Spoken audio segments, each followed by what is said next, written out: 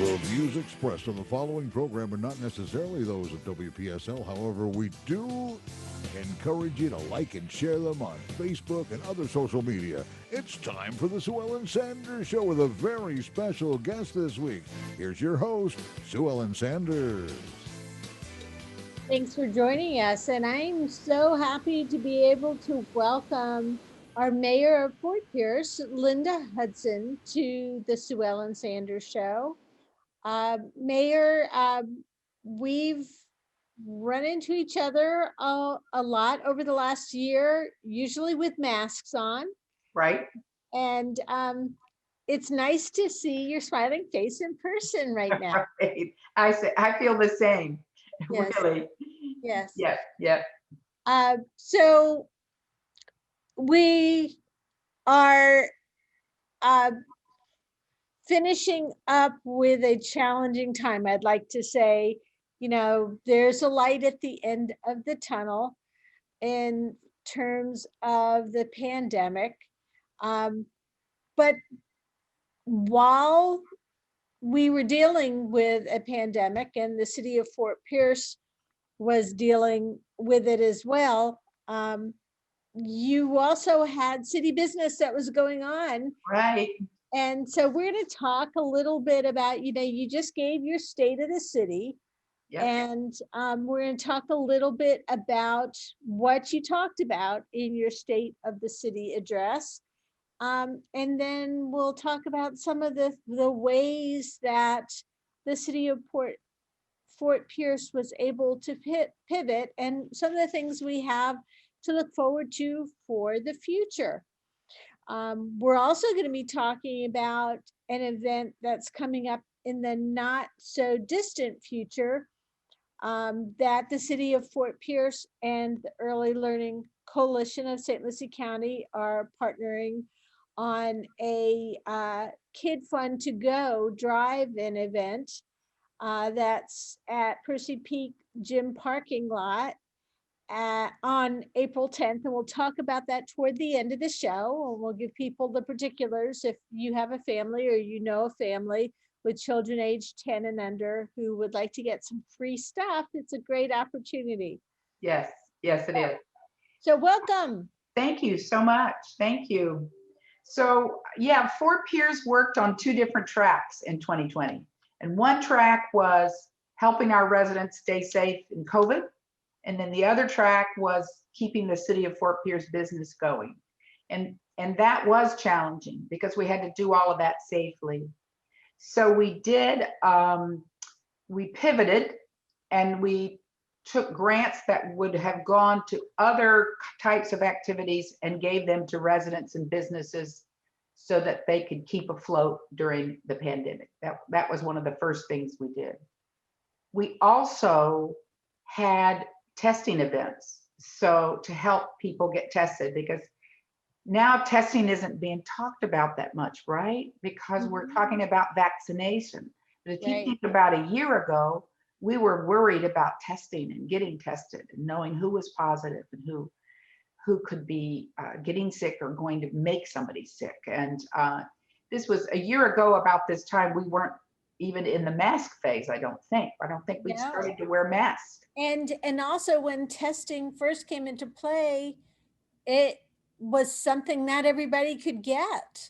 And we'll talk about that too, because the city of Fort Pierce was kind of charged with making it available to folks in all areas of the city of Fort Pierce, whether the citizens had transportation or not. Right.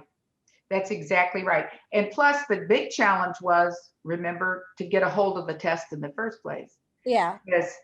Because cities aren't in the line of command, so to speak. It goes from the federal government to the state government to the counties.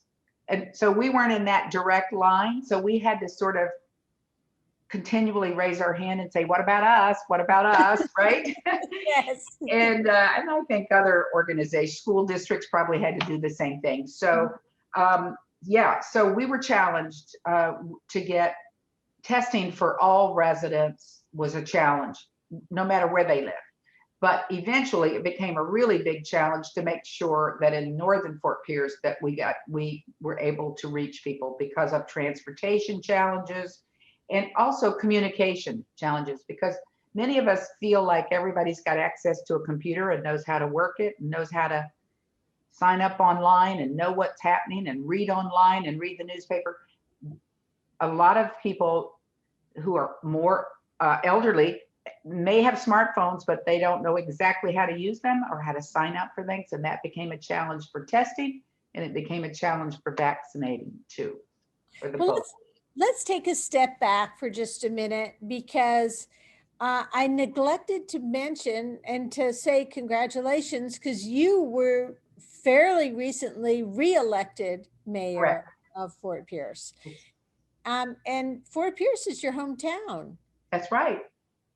So, I mean, you have a vested interest. You're not just somebody who's blown in with the wind, who says, I want to make Fort Pierce better than ever before. You're somebody who's seen Fort Pierce go through so many different stages and ages.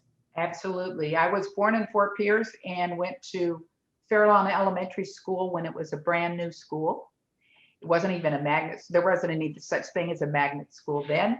And then I went to the Delaware Avenue School for what we called then junior high school, which they call today middle school. Mhm. And then I went to high school at Dan McCarty High School. And then I went to Indian River Junior College when it was 2 years old. I graduated from there in 1964. So I was a child of Fort Pierce, and then I went to the University of Florida. So Go Gators. Go Gators, yeah. So, but then I left Fort Pierce and lived in Chicago for 25 years, and then came back. So I missed some of those Wild West years, but when I came back, and I came back in 1994. Mm-hmm. And so you've lived up north, you've lived in a big city, and you probably brought that knowledge with you back to your small town, which isn't such a small town anymore. Right. So Fort Pierce has a small town feel, but it's also kind of an urban feel too. It's kind of mixed. Yeah, Chicago, I really am grateful that I lived for 25 years in a big city in the north, because it really gave me a perspective of leaving home and coming back and seeing Fort Pierce with new eyes. And I consider it a valuable experience, really. And but I always thought of this as home. This was always home. Even though I lived up there for 25 years, I had a child, I had a marriage, I had a career. It was always going home for Christmas or going home for a holiday. So. And the nice screensaver behind you. Yes. Some people in other parts of the world might have to download a screensaver that looks that beautiful, and it wouldn't be the place that they live. But we live in a place of such beauty that it is probably the screensaver of people who don't even live here. Yeah, right. That's the Inlet behind Yes. me. And that I'm at Jetty Park, and I'm not so sure that I didn't take that picture. So anybody could take that picture, and it is, people come here for vacation and dream of coming to places like this, and we get to live here year round. So I think people don't always appreciate their hometown or the place that they live currently, because they think that the grass is always greener, Right. or in our case, the water is always bluer in another place. And we are privileged to be able to live here on the Treasure Coast, and specifically in Fort Pierce, where, as you mentioned, you've got that unique combination of the urban feel and the quaintness of the old town, like downtown Fort Pierce, and the areas that people know you by name, people wave to you on the sidewalk, you run into people that you know at the grocery store. It's very personal and very close to a quaint old town, but at the same time, you want to grow and you want to grow wisely. And we'll be talking about some of the ways that the city of Fort Pierce will be growing as we move on. Yeah. So let's talk about some of the things that the city of Fort Pierce has accomplished since you've been mayor. How many years have you been mayor? So I'm in my ninth year. Started in my ninth year. I've been elected 3 times now. So so since I've been mayor, the accomplished was well, as you mentioned, I did have a campaign last year. So not only did we have COVID, but not only did we have an election, but so we had to govern it. So we were juggling. I was juggling a lot of balls at that time.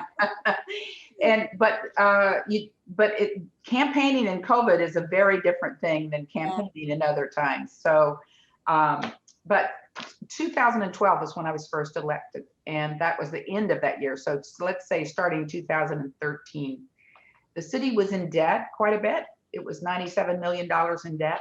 And that was one of the things that I ran on. I wanted to reduce that debt. I didn't think a city of our size should be in that much debt, just almost crippling. So that's one of the things we really worked on.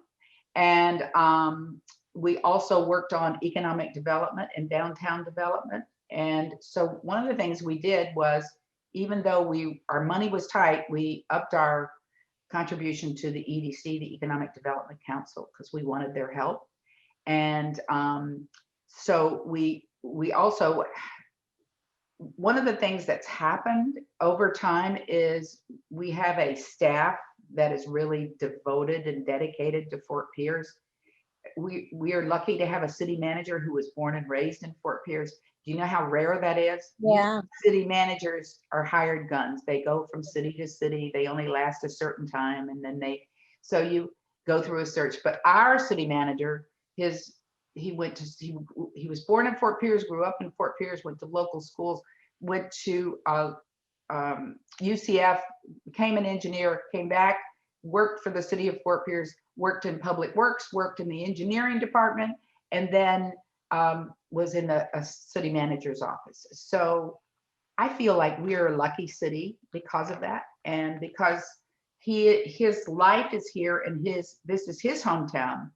He's inspired our staff to really love Fort Pierce too, because it makes a difference. It makes a bit different. So they're all dedicated, I feel like, and we have a new, since I've been mayor, we have a new city clerk, Linda Cox. She's absolutely fantastic. Our new city attorney, Pete Sweeney, he grew up here too.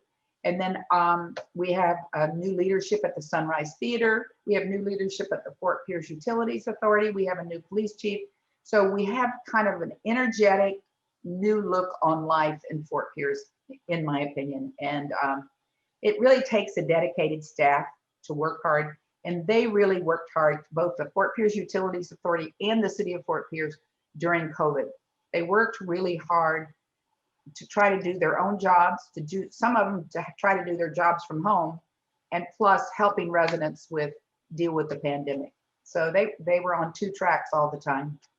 And I know the sign of a good leader, or one of the signs of a good leader, is to be able to surround yourself with people who are experienced and clever and talented and know what they're doing, and then give them enough room to do it, and not micromanage them. And so both you as the mayor and our city manager, Nick Mims, have the ability to do that and have those leadership qualities. And I think that is what has made such a great difference in the city of Fort Pierce. I agree, because we've allowed the people around us to grow and to and me working with my fellow commissioners, I am the only female, and I don't, I'm not complaining about that. I work well. If you think about it, in my age group, I was born in 1944. So I went through the women's movement. I went through the civil rights movement. I went through the anti-war movement. So I was working and had a career when it was unusual for a woman to be in management, and I was in management. So I went through all of those times. So I like to think I'm skilled at working with males in the workforce because I've been doing it a long time, and it's not a fight. It's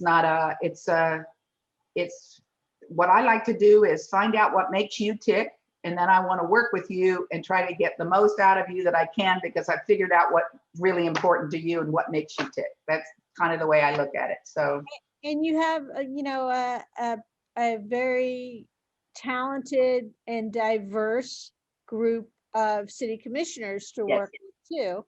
My favorite, of course, is one of my best friends, Tom Perona. yeah, right. Who has got, on top of all his talent and knowledge, a great sense of humor too. He can make us laugh. Yes, Yeah, he does. He does. And your job as mayor, is to help them come to meet a common goal, to come to a conclusion. You don't want to have a bunch of yes men or yes women that are answering to you, because if you do, then you'll never get any new ideas that you Right. didn't give yourself. Right. No, you're exactly right. I don't know what my style is, but I know it's not overbearing. So it's kind of trying to pull out the best in everybody around me and try to keep it civil and try to keep it on the level of policy and not personal. And because, I've got strong personalities on that commission, and I'm glad I have strong personalities. Good for them. And so sometimes, very rarely, I'm just sort of the referee, but most times we're all trying to come to a good decision. Yeah. As a parent, you learn to be a good referee, especially if you're a mom, right? Right, exactly. And, go ahead. And you've also dealt with some challenges, both political that became personal. You had some strong personalities who have run against you in the past, and you've had to keep your cool. And Yes. I think that's a great measure of a woman who can successfully be mayor of an awesome place like Fort Pierce. Yeah, thank you. A lot of people say, I don't know how you do it. If I was up there, I would reach across the table and do what. So I say sometimes I need anger management because I don't get angry. I mean, I do stay cool. I mean, I do stay. I for some reason I'm able to say this is not personal. This is not personal. So don't react personally. And someone once said to me, that humor is a really big part of keeping everybody calm, because sometimes when things get right at a tense time or something, I'm able to say something humorous, or Tom is, or any of the other commissioners, and that eases the tension, and then we go on. It's a diffuser. It sure is. Yeah, good. It's a de-escalator in police jargon. It de-escalates the tension. Well, to let's talk about some of the accomplishments, not just of the last year, but of really the last decade, and how you've dealt with them, and you want to grow with them, because as you said, you were on two tracks. You were trying to keep the people in the city of Fort Pierce safe and healthy, with a pandemic going on, and you were still trying to run a city. Yeah, exactly. Well, so economically, we have been slowly been discovered for people to come here and locate their businesses here. Now, Port St. Lucie to the south of us is much more on a faster track, booming much faster, growing much faster. But we have brought in Gander Outdoors and Camping World west on the western quarter on Jenkins Road. And the campground, the KOA on Jenkins Road is just almost finished. We've got something like 2,000 homes on the drawing board right now that are going to be built in Fort Pierce. So we're not going to be sleepy 44,000 Fort Pierce too much longer. And we've also had a thriving downtown. When I became mayor, downtown was empty and struggling. The Sunrise Theater was open, Roslow's was open, and I'm trying to think of what else was open. So now we've got a lot of restaurants downtown and a lot of retail, and more is coming. And so I'm happy about the downtown. I'm happy about all of the growth, not only in downtown and along US 1, but along the western part. Because now I remember how excited we were when Chick-fil-A came, and then we got excited about Wawa coming, and now we're going to have another Wawa downtown on US 1.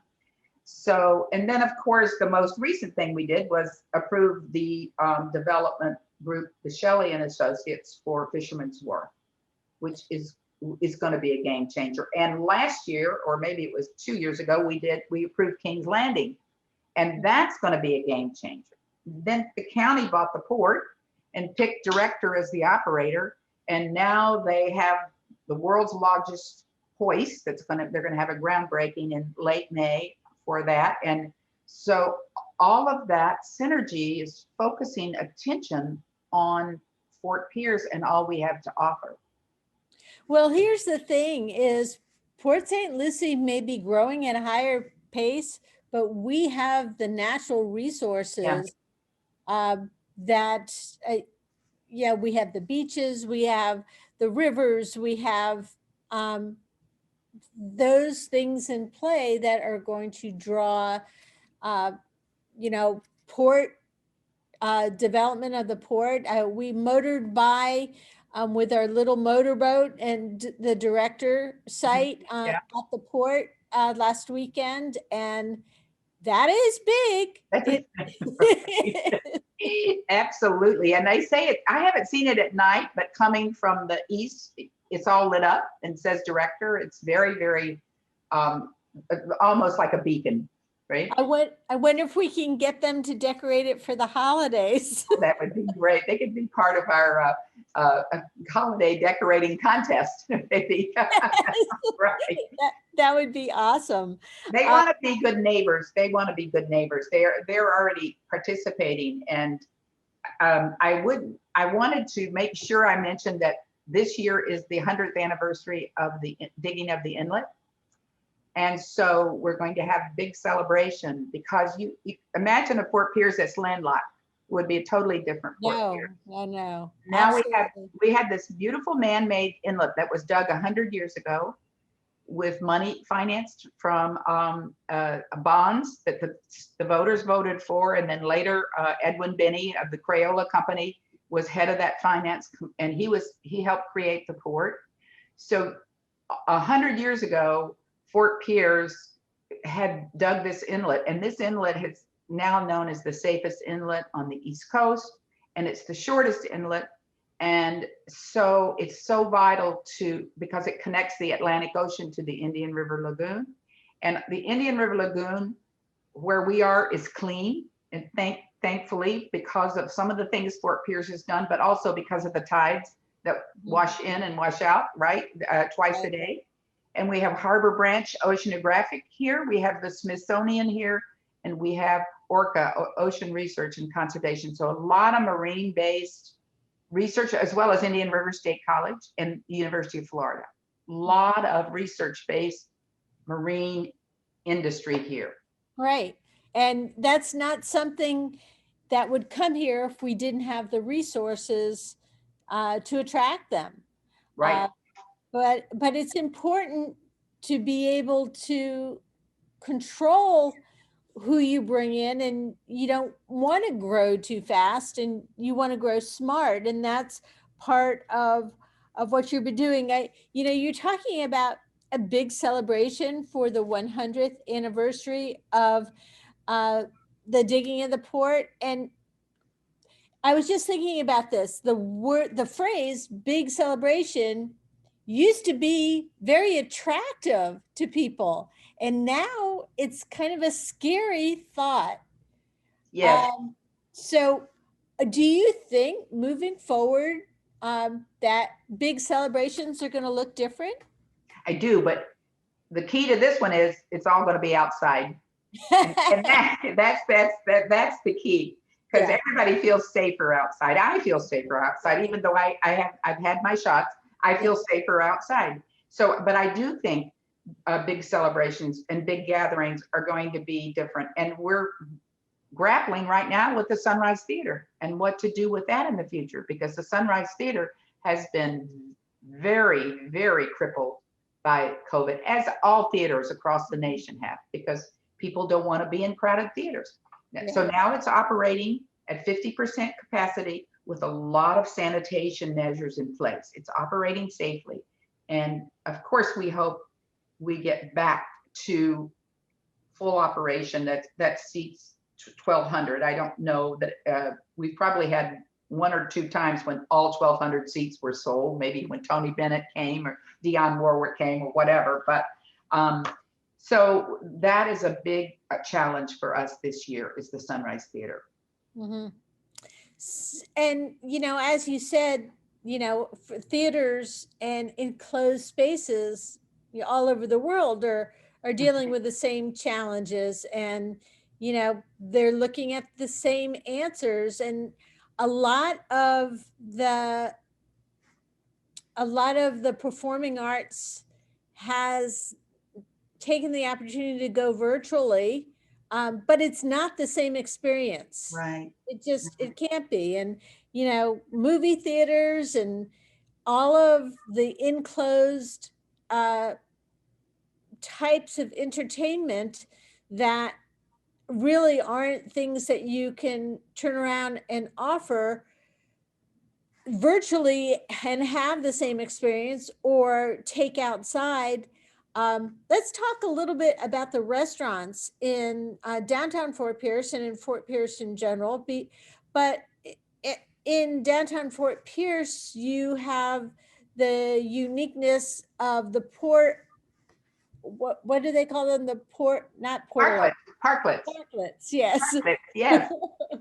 So our innovative staff came up with the parklet idea and offered it to the downtown businesses. This was, at one time, it's hard to remember, but remember all restaurants were only takeout.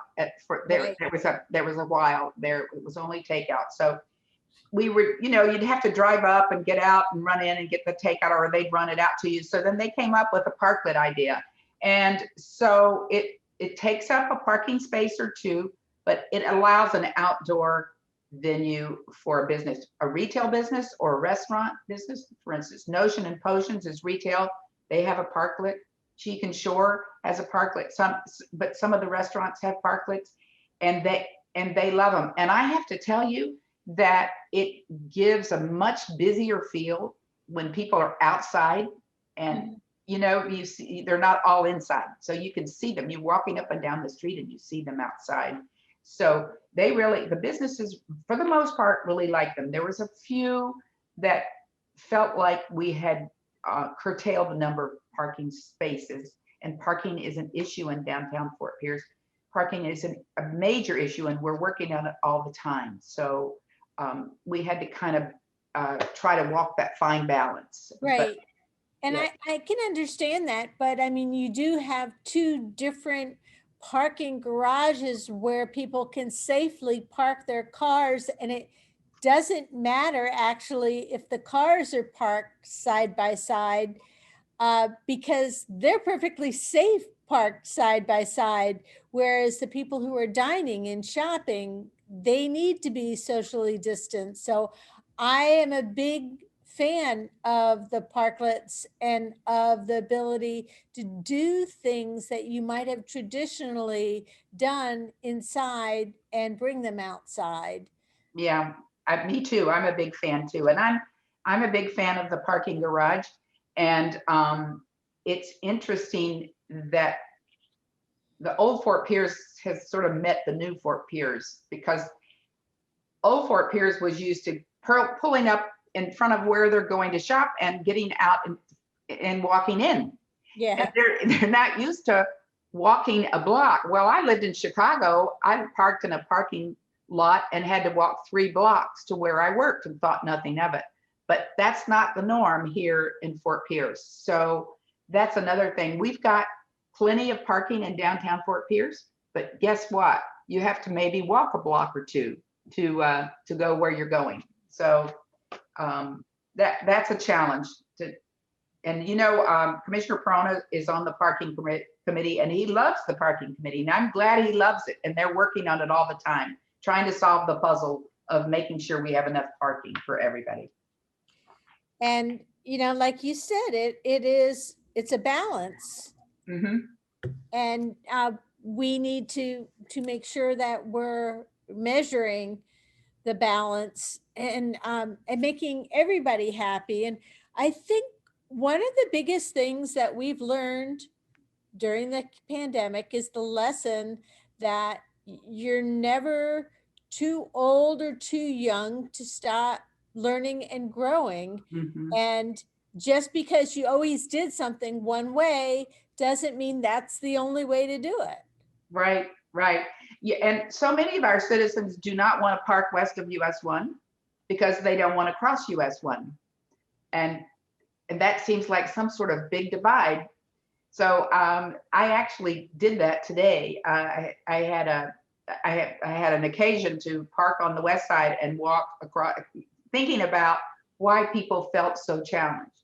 And I think it's because US 1 has so many lanes, and people sometimes whiz through, with the lights. And so I think one of our challenges, and we've had a parking consultant help us with this, is trying to change the dynamic of some people in Fort Pierce who don't want to cross US 1 or who don't want to cross the railroad tracks, walk across the railroad tracks. So it's just kind of changing something they've done forever, right? And or been concerned about forever.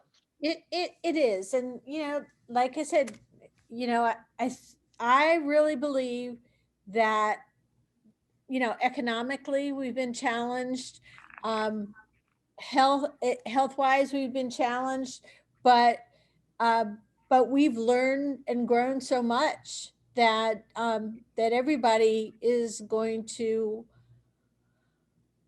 walk away from this last year's experience being stronger than before. Let's talk a little bit about how the city of Fort Pierce is addressing.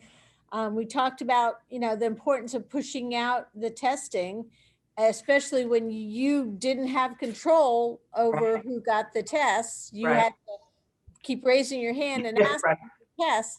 And now, do you keep raising your hand and asking for vaccine? Well, guess what? We're at that point where if this had been in January, I would be saying, yes, we're trying to say, what about me? What about me? Because I had a lot of very anxious constituents, very concerned. I want the test. I can't get online. I can't register online. I don't know how to register online. I don't get a call back. I don't get to talk to a person. I don't know if I'm signed up or whatever.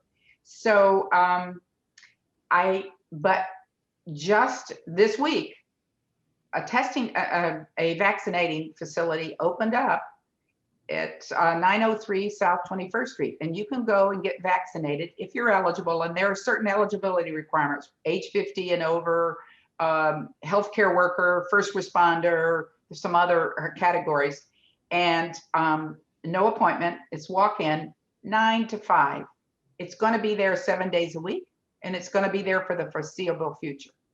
And so that wasn't the case. In January, we were all scrambling to try to figure out how to help our residents get vaccinated. So that's really eased up now.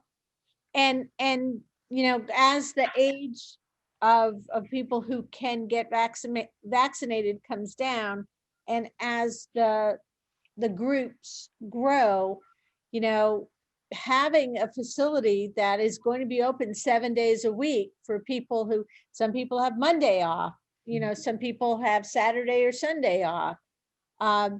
They can get in there and get vaccinated. Is it going to be an appointment type, or is it going to be No. first come, first serve? First come, first serve, just walk in. They may be limiting it to 200 shots a day. I may have heard that. I'm not sure about that, but That's what I heard too. yeah.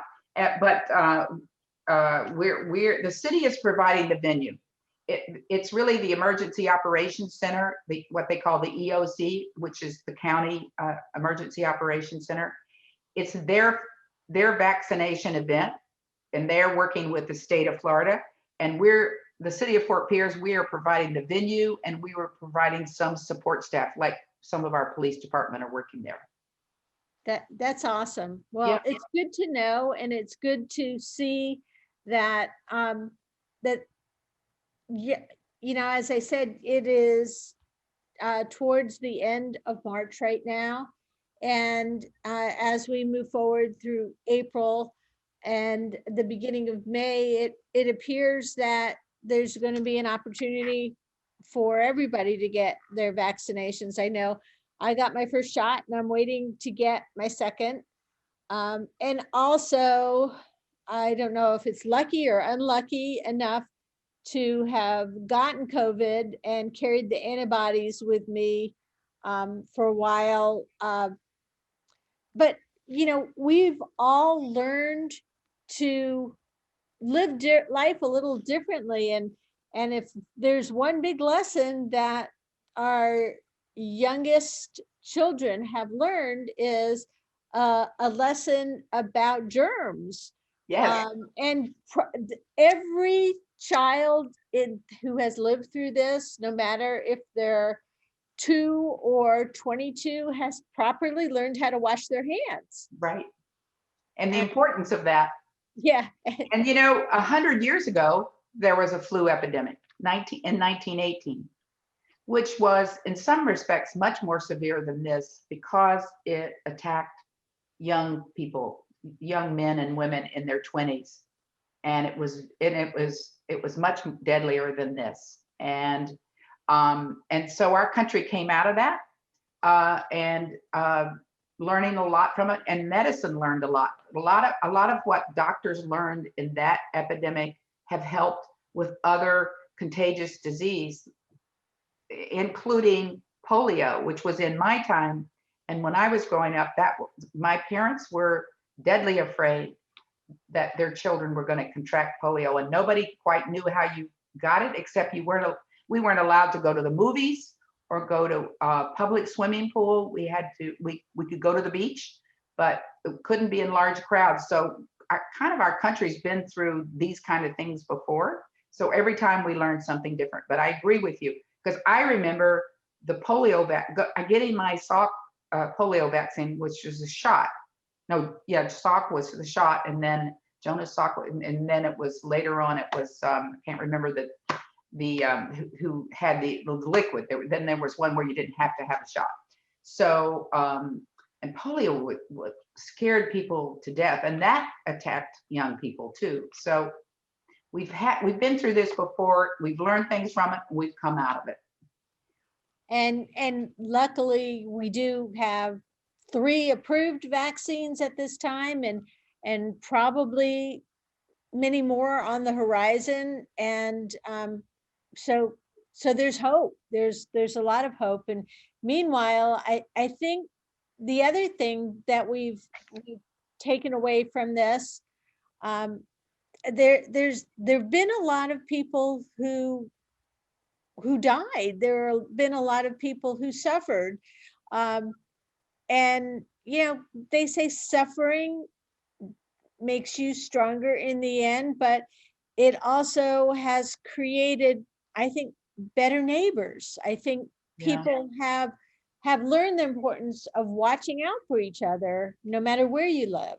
I agree. I agree. I think it's made us more mindful of, and it's sort of set us back a little bit in terms of made us think about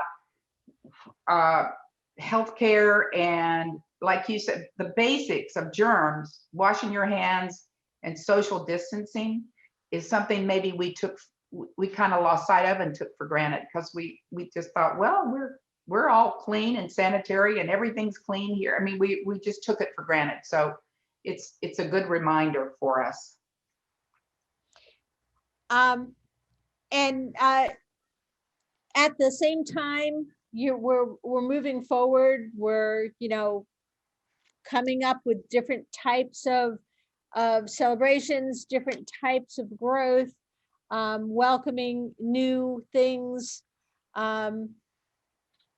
new businesses, learning new things. And we're going to talk a little bit more about what are going on now. I know you had a lot of things that were halted because of the pandemic, that you're cautiously moving ahead with now. Yes. Well, what was halted was, like, for instance, Coffee with the Mayor was virtual and not, but we're going to go back to a full-on Coffee with the Mayor in April. The third Friday in April, we're going to have the Coffee with the Mayor at the Fort Pierce Yacht Club, like we used to have. Social distancing, maybe a little bit of control on the numbers, but really the essential services of the city kept moving forward. We did, for 2 months, we decided as a commission not to have any public hearings, any developments coming that needed public hearings, because the public couldn't come to the chamber. And so we decided that for 2 months, well, when we started, we didn't know how long it was, but what it ended up being was 2 months. And so I would say, really, for development purposes, we're behind 2 months for many projects that were on the drawing board then. But for the most part, the RFP for Fisherman's Wharf went out. Krabby's got built, Krabby's got built. The new docks at the marina got built. The director came to town. So we've got a thriving beach entertainment community on South Beach by the Jetty Park. And so those restaurants have stayed open and have thrived. So we're not too far behind. No, and I have to say about Krabby's that if there was ever a restaurant that was built for social distancing, it was probably that one. And they already had the plan to do the multi-stories and so much of the outdoor dining and so many different areas that you can actually go to a restaurant like that and feel comfortable dining. So many of the restaurants, that you're comfortable knowing the servers are wearing masks, they're sanitizing, the outdoor, not just dining, but outdoor bars and breweries like Sailfish Brewery. Yeah. They took some of the time where they were takeout only and redid their area inside. Yes. So their bar is more conducive to people not sitting all close to each other now, and the inside and the outside is something that people are more spread out. And many of the restaurants did that too. And I think we're gonna, as we see new growth, we're gonna continue to see people thinking about more natural social distancing in the type of events. I think you're right. I think you look at Cobb's Landing, you look at a lot of the restaurants in downtown Fort Pierce, but aren't we lucky because we live in Florida, we can dine outside year round. It's true. I have a daughter who lives in the DC area, and when Virginia had the dine out only options, They were dressed in their winter coats, shivering Right. on the patios in order to do that. So we Right. are blessed. We are truly blessed. So we have all of these natural resources, and I'm so glad that we're taking advantage of it. Let's let's talk a little bit. We just have probably a few more minutes. I didn't realize that the time would go by so quickly. But let's talk a little bit about some of the other things that have happened over the past year. Maybe hit the highlights Okay. uh, with the police department and Yes, we have a new police chief, and our crime is down 35%. And we're an accredited police department. I'm very, very proud of our police department. And just this year, we increased the pay of our more senior officers because we were lagging behind other cities. So police department doing really great. A lot of community policing, do a lot of front porch roll calls. They'll do it any place at a church or anything, any place anybody wants it. And that's when the shift change, and then they meet outside, and they talk about what's happened the night before or the day before, and what they need to do for that's coming up. And I want to talk about Means Court. We got Means Court, what is a historic site in Fort Pierce, and it's on Avenue D. Well, it's not on Avenue D, but it backs up to Avenue E and Means Court and 13th Street.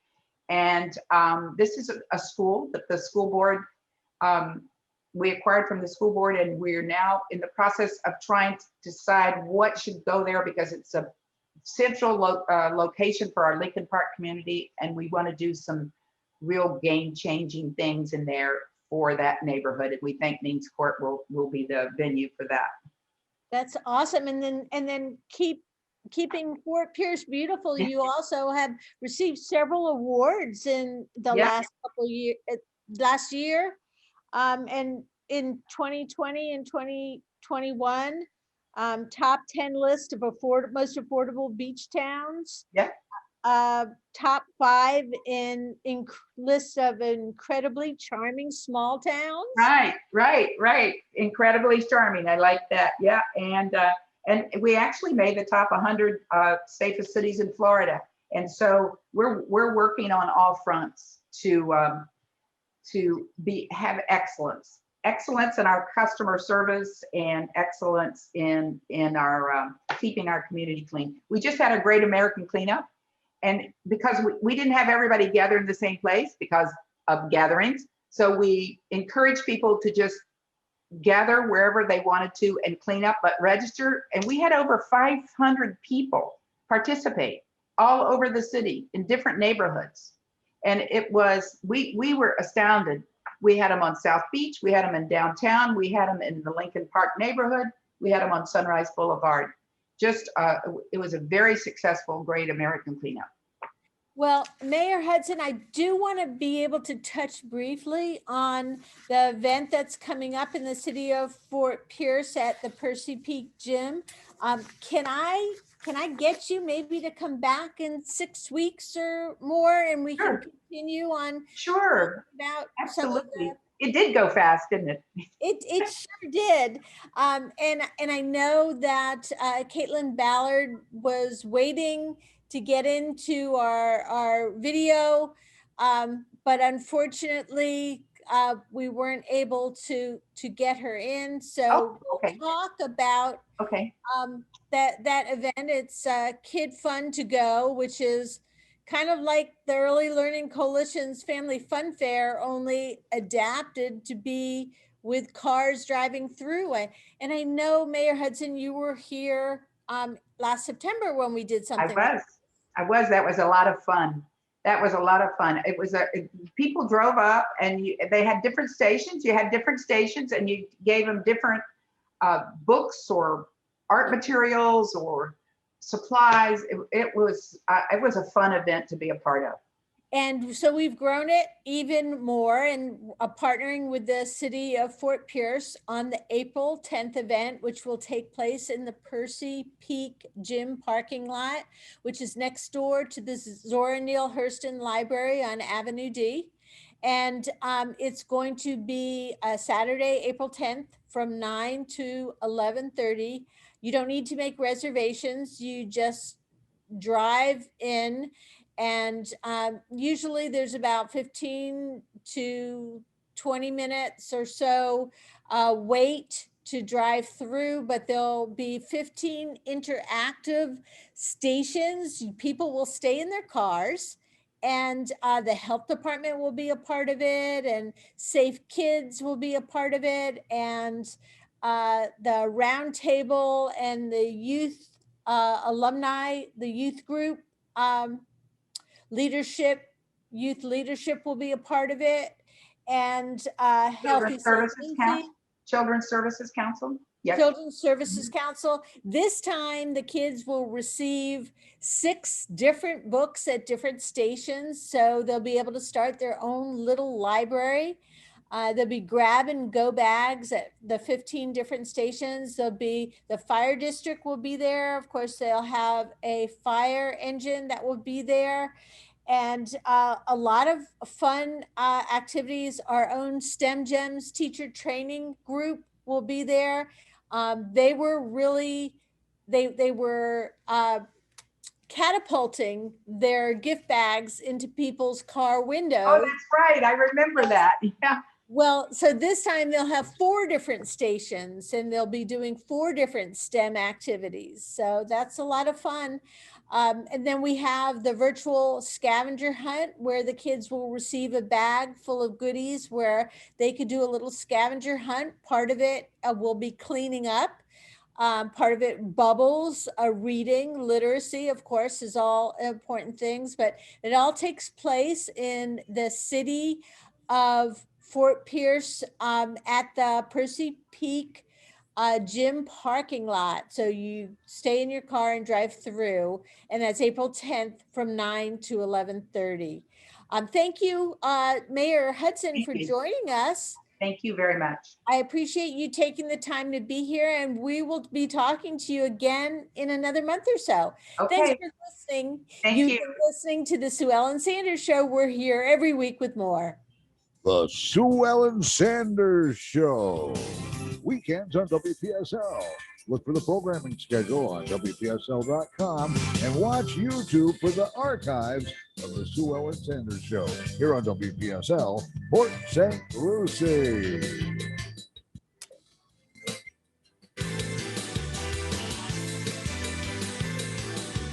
Thank you so much. I really appreciate it.